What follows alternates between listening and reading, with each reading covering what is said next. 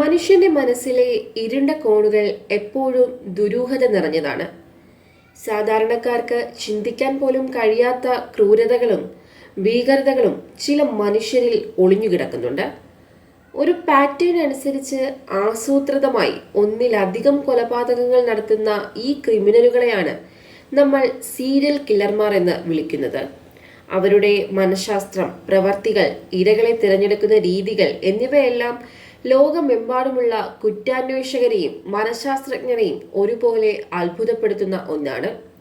ഇത്തരത്തിൽ അമേരിക്കയെ കിടുകിട വിറപ്പിച്ചിരുന്ന ഒരു സീരിയൽ കില്ലറിനെ കുറിച്ചാണ് ഇന്ന് പറയുവാൻ പോകുന്നത്. 2020 ജൂൺ 29 അമേരിക്കയിലെ സാക്രമെന്റോ കോടതിയിൽ 70 വയസ്സോളമായ ഒരു പടുവൃദ്ധനെ കോടതി മുറിയിലേക്ക് വീൽചെയറിൽ കൊണ്ടുവരുന്നു. ദിവസങ്ങളായി നീണ്ടു നിൽക്കുന്ന കേസിലെ സുപ്രധാനമായ ഒരു ദിവസമായിരുന്നു അന്ന്. മണിക്കൂറുകളോളം നീണ്ടുനിന്ന വാദപ്രതിവാദങ്ങൾക്കൊടുവിൽ ആ വൃദ്ധൻ അതെല്ലാം ചെയ്തത് ഞാൻ തന്നെ, ഞാൻ ഉപദ്രവിച്ച എല്ലാവരോടും ക്ഷമ ചോദിക്കുന്നുവെന്ന് മൈക്കിലൂടെ വിളിച്ചു പറയുകയാണ്. എല്ലാവരും തെല്ലൊരു സംശയത്തോടെയാണ് അയാളെ നോക്കിയത്. എഴുന്നേറ്റ് നടക്കാൻ പോലും ആകാത്ത ഈ പ്രായത്തിൽ ഇയാൾ എന്ത് തെറ്റാകും ചെയ്തത്?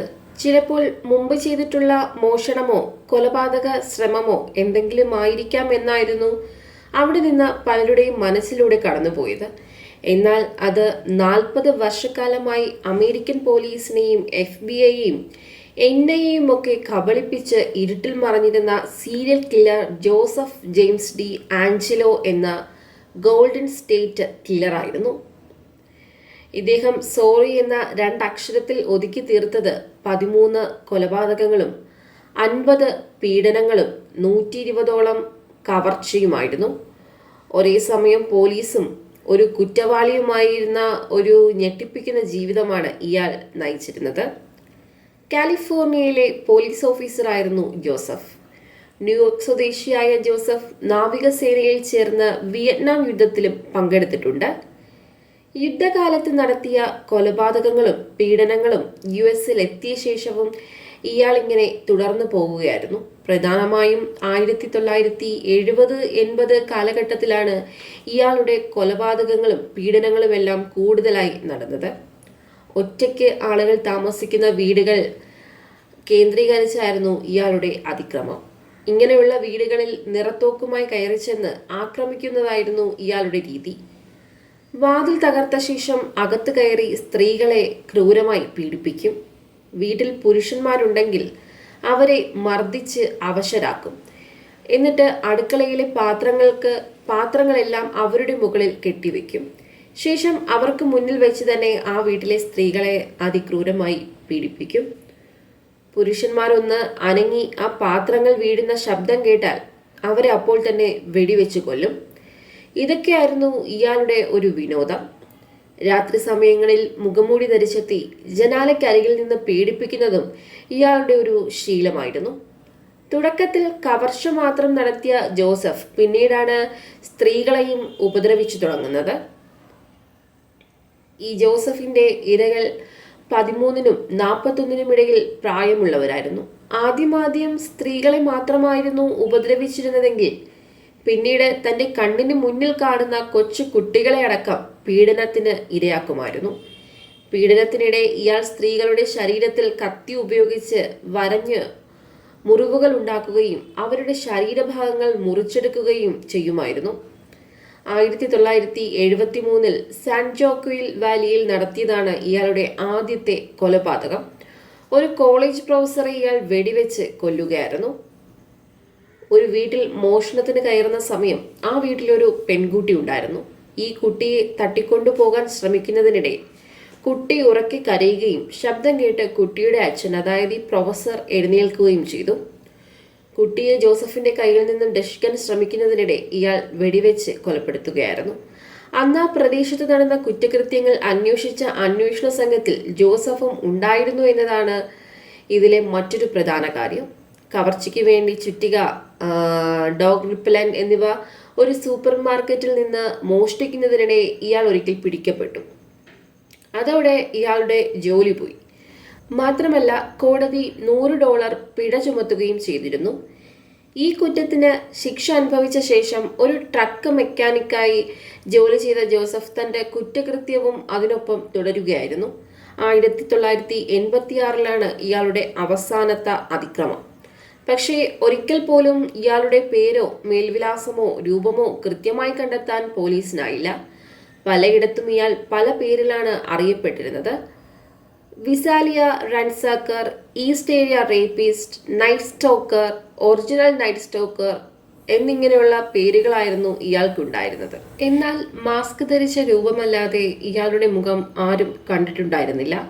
ഇയാളുടെ കുട്ടിക്കാലത്ത് ജോസഫിന്റെ സഹോദരിയെ 2 പട്ടാളക്കാർ ചേർന്ന് ബലാത്സംഗം ചെയ്യുന്നത് കണ്ടിട്ടുണ്ടെന്നും ഒരുപക്ഷെ അതായിരിക്കാം ഇയാൾ ഇത്തരത്തിൽ സൈക്കോ പ്രവർത്തികൾ ചെയ്യുന്നതിന് കാരണമെന്നുമാണ് പോലീസ് പറയുന്നത്.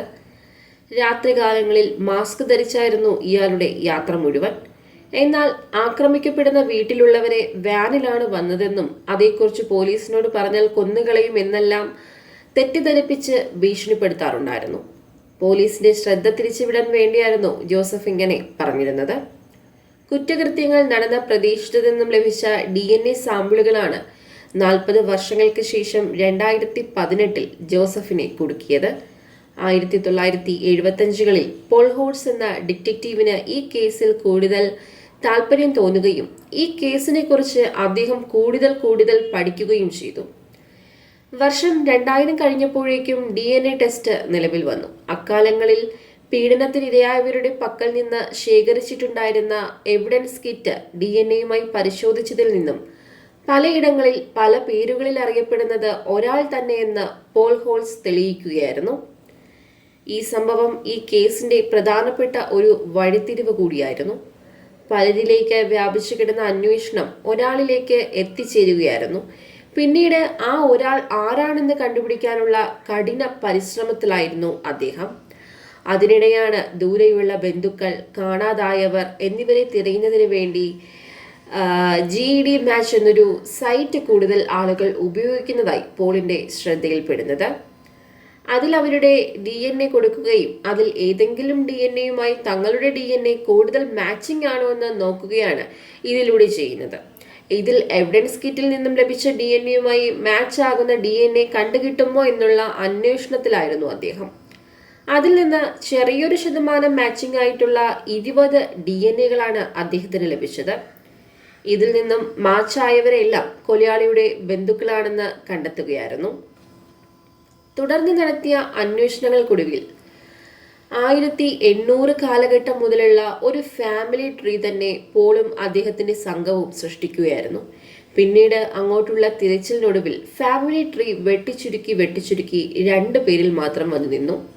തുടർന്ന് സാഹചര്യ തെളിവുകളുടെ അടിസ്ഥാനത്തിൽ ഒരാളെ കൂടി ഒഴിവാക്കിയപ്പോൾ അവശേഷിച്ചത് ജോസഫിന്റെ പേര് മാത്രമായിരുന്നു.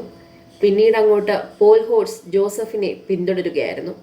അയാൾ പോകുന്നിടത്തെല്ലാം അയാൾ അറിയാതെ അയാളെ നിരീക്ഷിച്ചുകൊണ്ടേയിരുന്നു. അങ്ങനെ ഒരു ദിവസം ജോസഫിന്റെ കാറിൽ നിന്നും DNA എടുത്തു. തുടർന്ന് നടത്തിയ പരിശോധനയിൽ DNA 100% മാച്ച് ആവുകയും 40 വർഷം പോലീസിനെ വട്ടം കറക്കിയ സൈക്കോ കില്ലറെ കണ്ടുപിടിക്കുകയും ചെയ്തു. വിചാരണയ്ക്ക് ശേഷം ശിക്ഷ വിധിച്ച ദിവസം കോടതി ആൾക്കാരെ കൊണ്ട് നിറഞ്ഞു. എത്തിയ ഭൂരിഭാഗം പേരും ജോസഫ് ഉപദ്രവിച്ചവരോ അവരുടെ ബന്ധുക്കളോ സുഹൃത്തുക്കളോ ഒക്കെ ആയിരുന്നു. ഇയാൾക്ക് പരമാവധി ശിക്ഷ ലഭിക്കണമെന്നും അയാളുടെ ജീവിതം ജയിലിൽ തന്നെ അവസാനിക്കണമെന്നുമായിരുന്നു പലരുടെയും ആഗ്രഹം. എന്നാൽ കോടതി ഇയാൾക്ക് ജീവപര്യന്തം മാത്രമാണ് വിധിച്ചിരുന്നത്. ഇയാൾക്ക് വധശിക്ഷയോ ഒന്നും തന്നെ നൽകിയിരുന്നില്ല. കാലിഫോർണിയയിലെ നിയമങ്ങൾ ദുർബലമായതുകൊണ്ടും സ്റ്റാച്യു ഓഫ് ലിമിറ്റേഷൻ കൊണ്ടുമാണ് ജോസഫിന് വധശിക്ഷ ലഭിക്കാതിരുന്നതെന്നാണ് റിപ്പോർട്ടുകൾ.